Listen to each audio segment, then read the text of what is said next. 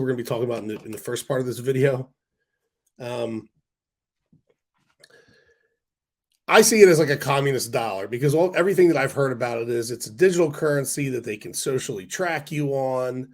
They can control where you spend it. They can say, okay, I'm going to give you $100,000, and between, I don't know, let's say they say on January and February you can only spend this in the housing sector. And the reason we get that information is because of China, because that's the only people that actually really do this. Let's just think about it on another end. And I don't like it, but what really is CBDC? I don't know about you guys, but I don't carry much cash. So if you want to rob me, you're probably going to get $20. you know, um, everything we use is digital anymore. So all our dollars are tracked in that respect. And I'm at a point now where we all know that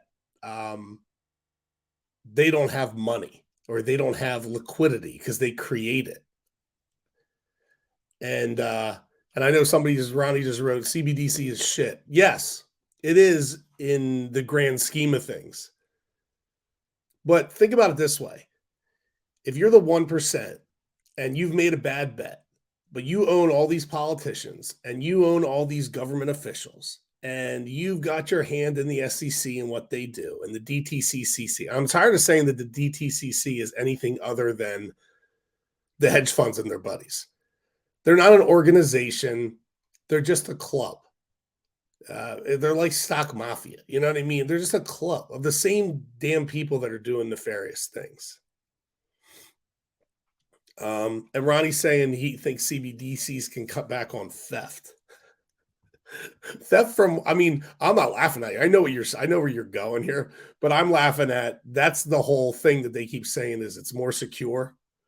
And when I say they, I mean like the media and the SEC and the Fed. It's more secure. It's easier to make large transactions. Shut the hell up. That's the stupidest thing I've ever heard. You can make a transaction, and if you can send money to the Cayman Islands, you can send money to Ukraine. If you can send money to Ukraine and then have them wash it through the FTX and make political donations, I mean, give me a break. They didn't have the CBDC to do that. Oh, well, they use crypto exchange. Come on, man. It's all digital. It's all digital money. It's all technology. They're just trying to intimidate us the same way they use words like capitulate and stupid shit like that. That's the one thing that they're so upset about is we're educating ourselves. We're educating ourselves, and that makes them so mad. So CBDC,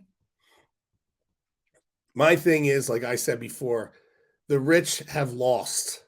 And they're like, well, we got to fix this because our financial markets, and I'm losing all this money in my 401k, and I'm losing all this money and blah, blah, blah. Well, they're like, okay, 1%. The Fed goes to 1% and says, okay, well, you're going to have to give us some money because we got to pay these people. Well, I'm not giving up my money. Ask this guy. Ask this guy over here. This guy over here. I'm not giving up my money. Well, how are we going to fix this? I don't know. Pay them. So essentially what they're going to do is they're going to create this CBDC. They're going to slide it in here. They're probably going to give everybody a stimulus to make it normal, make people accept it, because no one's going to say no to $3,000 a person, right?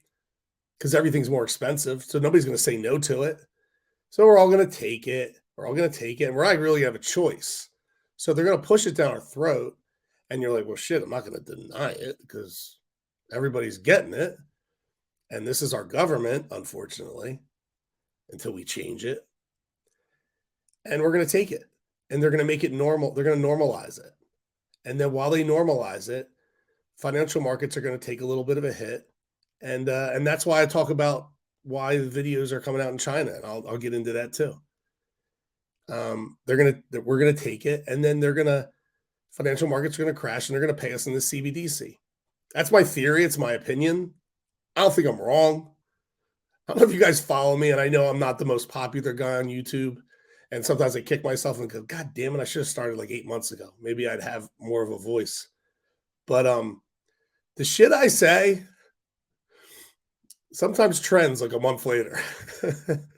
I don't know if you guys agree with me. And you can put it in the comments and say, Darren, shut the hell up. You're not that popular. And you got to listen to me now. I'm already losing my voice and I'm laughing with some congested cough. Like I just smoked like 3 packs of cigarettes. I'm CSI now. I'm the new CSI. Um, if anybody gets that joke, they can give me a thumbs up there. Oh no, Carl, you're going to get thrown out. You're ruining my vibe here.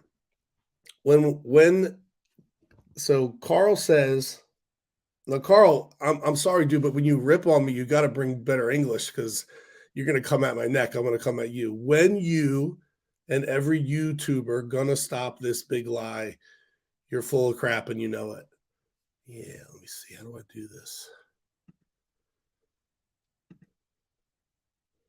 All right. Well, Carl's gone. um, but I will answer his question. But I can't take if you're gonna rip on me, dude. You got to bring proper English. I'm a school teacher. Um, I don't know what big lie I'm saying. This is no big lie. I'm showing you the chart right here. The big lie is we're being stolen from and just hit 94 cents on Ape, and now it's going back up to 99 cents. But so that's my CBDC thing. Is I'm at the point now. I'm like, well, just pay us. One thing you got to understand, you guys understand this too. It's like they need us just as much as we need them, but we don't really even need them. Does our life really change? I mean, it changes if we don't get our money back. But does our life really change if we can't trade stocks anymore? Most of us have only started doing this over the past couple years. My life changes because I do it for a living, but you know, it is what it is. But Wall Street's been running this country for 120 years. They need the markets. That's their piggy bank. Pension funds, 401ks, and I'm sorry, we should come up with a word in the chat. What do you call people that don't watch their money? Like people that and maybe this is you, and it's time to change. When that kid in the sharp suit sits down at your kitchen table and tells you he's going to put your money in a mutual fund, when are we going to stop giving them that money? Because that kid doesn't watch the markets. That financial advisor that you went with at Merrill Lynch or Charles Schwab that you think is your friend and he buys you lunch, he doesn't watch your money the way you watch your money. He doesn't look at, say, oh, I put, and Ed, I'm going to use you as a great example. I'm just going to use an example, right? I'm going to say he doesn't put he buys 1,000 or 100 shares of Amazon for Ed, 100 shares of Apple for Ed. And he doesn't sell on the peaks, the days where it goes up, say 12%. That's not going to, on no news. He doesn't sell the peaks and then buy it back when it drops down another 6%. He doesn't buy and sell that for you.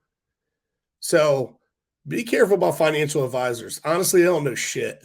They don't know shit because they don't watch the market. And you can say, well, Darren, you're not a financial advisor. Yeah, I'm not. No, but I'm educated. I have a business degree.